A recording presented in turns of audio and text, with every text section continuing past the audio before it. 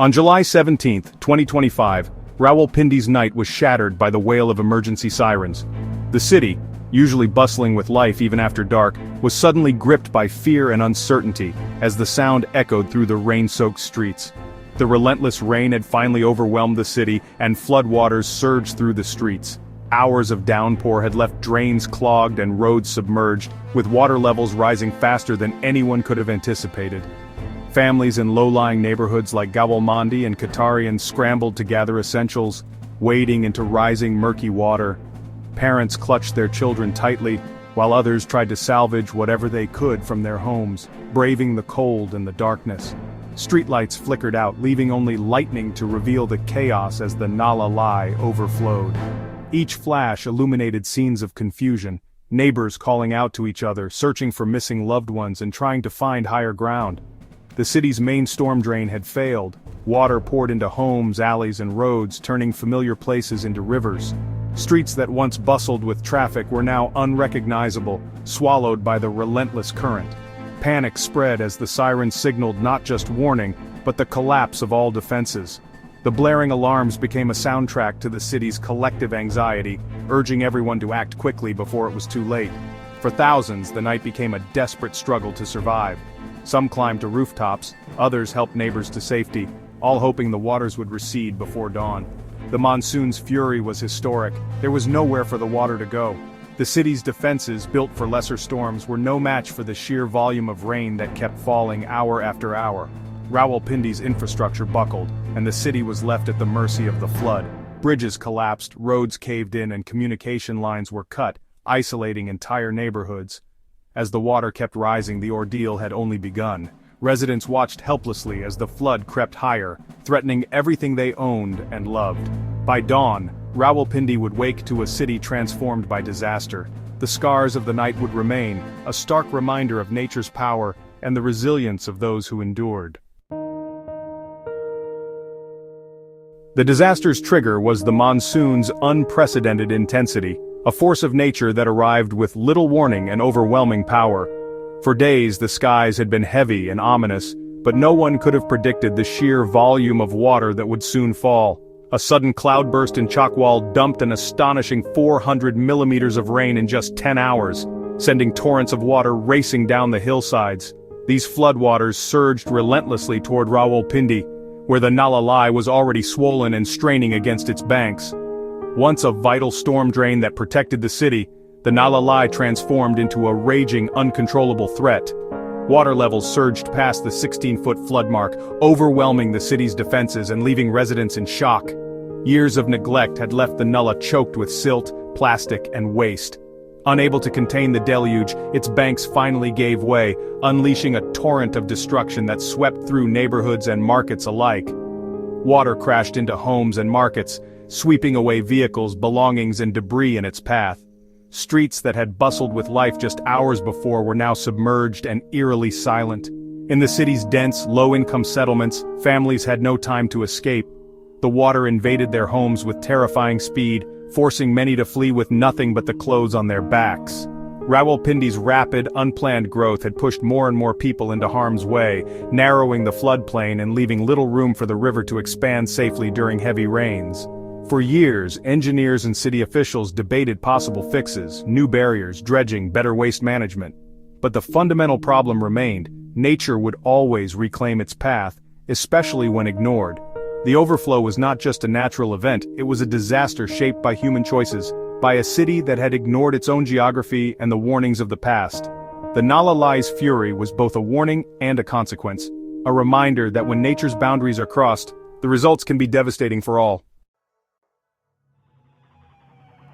The flood's toll was immediate and devastating. At least 37 lives were lost in Punjab in a single day, many to collapsing roofs and electrocution. The national death toll soared past 100, a grim measure of the monsoon's power.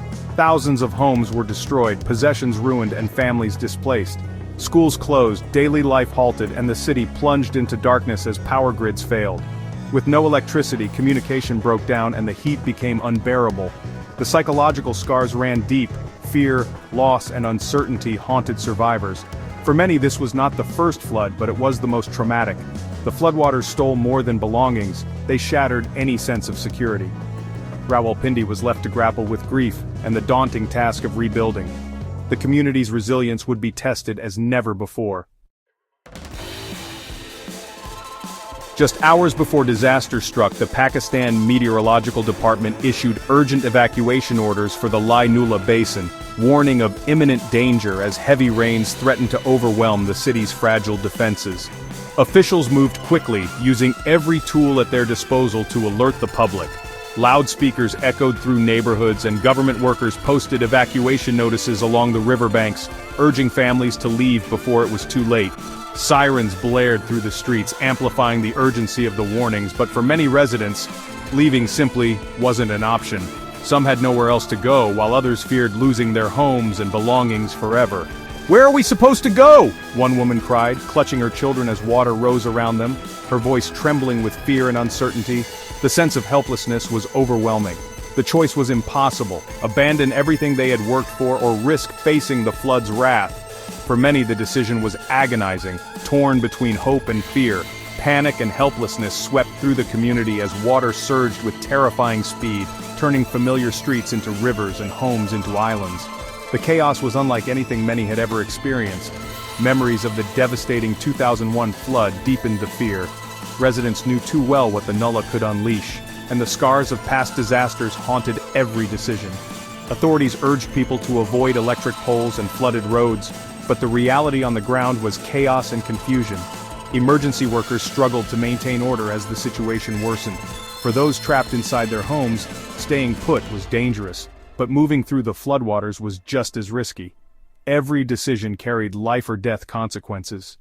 The gap between official advice and the lived experience of residents was stark. Many felt that the warnings came too late, or that the risks were underestimated. Emergency messages echoed through the city, but as the water closed in, many felt abandoned and alone, left to fend for themselves in the rising flood. The voices from Rawalpindi's flooded streets became a chorus of fear and desperation, as families called out for help and neighbors tried to support one another. The city's most vulnerable, children, the elderly, and those living in the poorest neighborhoods, faced the brunt of the catastrophe, with little means to escape or protect themselves. In the end, survival became a matter of luck, courage, and the kindness of strangers as the community struggled to endure the flood's relentless assault. As floodwaters surged, emergency teams and the military launched a massive rescue operation.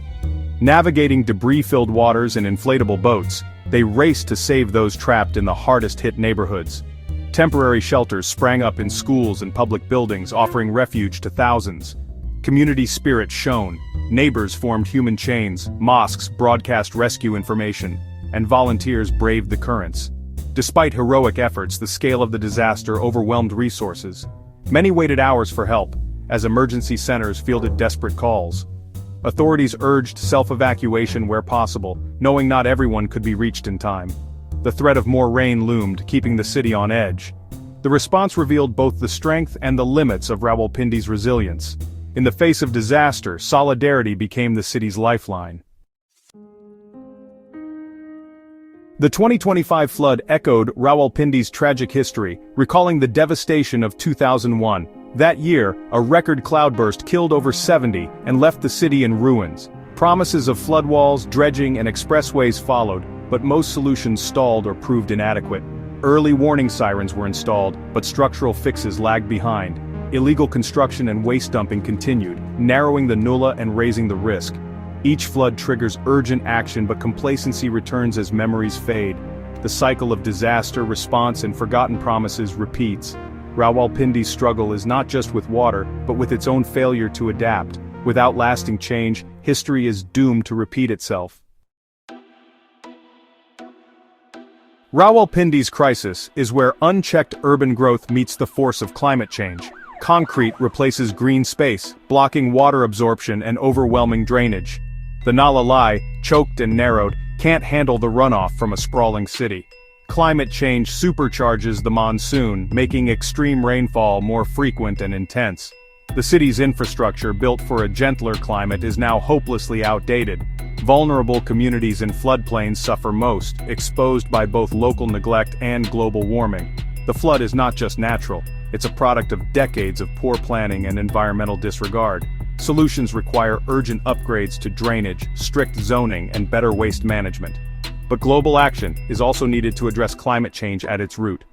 Rawalpindi must build resilience now, or face ever-worsening disasters. The time for half measures is over. As waters recede, Rawalpindi faces a monumental recovery. Stagnant water breeds disease, and cleanup is a massive challenge. Thousands have lost homes and livelihoods. Rebuilding will be long and difficult. Community solidarity and aid are vital. Neighbors, charities, and diaspora step in to help. The government and international agencies must move from relief to long-term reconstruction. This disaster must spark real change, enforce building codes, invest in resilient infrastructure, and protect floodplains. Early warning systems and community education are essential for future safety. The cost of inaction is too high to ignore. Rawalpindi's future depends on learning from this tragedy and building back better.